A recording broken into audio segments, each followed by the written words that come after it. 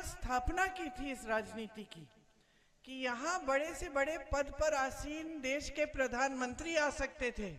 बहनों, आपके गांव जब आते थे आपसे अच्छी खासी डांट खाते थे। ये स्थापित किया आपने राजनीति कि नेता जवाबदेह बना आपके प्रति, चाहे प्रधानमंत्री ही हो। अगर आपके यहाँ आते थे तो बगैर घबराए आप बोल देते थे कि देखिए मेरे बिजली का खंभा आपने लगवा लिया, इसमें तार नहीं लगा, इस बार वोट नहीं देंगे। मजाक से भी प्यार करते थे बहुत, लेकिन जब डांट लगानी थी तो डांट भी लगाते थे। पैदल घूमे हैं, देखिए पैदल घूमे हैं, खुद गाड़ी चला के घूमते थे, चाहे वो हो, चाहे सोनिया जी मेरी माता जी हो या उनके बाद राहुल जी हो। हम सब ने भी अपनी राजनीतिक सभ्यता आप ही से सीखी, क्योंकि आपने पिताजी को दिशा दिखाई। हमेशा जब कुछ अच्छा नहीं लगा तो डांट दिया, कुछ अच्छा लगा तो प्यार भी कर दिया, प्यार से मिले जुले। तो ये एक सभ्यता, एक जो श्रद्धा रही आपके बीच और उनके बीच, एक तरफा नहीं था। ये नहीं था कि आप श्रद्धा कर रहे हैं लेकिन आपकी श्रद्धा नहीं हो रही है।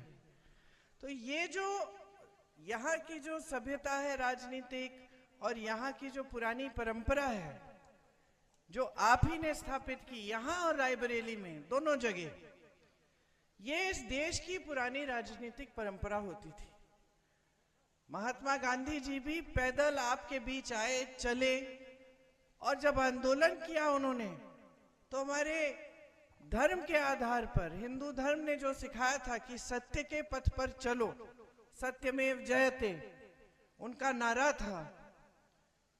और आप ही ने देखा, जो बुजुर्ग हैं यहाँ, जो आपके पूर्वज हैं, वो सब जानते हैं कि किस तरह से इतने बड़े साम्राज्य को उन्होंने झुकाया सिर्फ सत्य और अहिंसा के बल पर।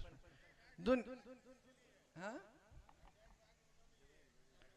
जमीन दी किसानों को आजादी के बाद, फिर इंदिरा जी ने भी पट्टे दिलवाए। तो ये सब काम थे जो मिलजुल कर हुए जब जनता और नेता एक साथ काम करते थे। मतलब नेता का इतना घमंड अहंकार नहीं होता था कि जनता के प्रति कोई जवाबदेही नहीं है। तो ये आपने यहाँ स्थापित किया, यहीं से शुरुआत हुई।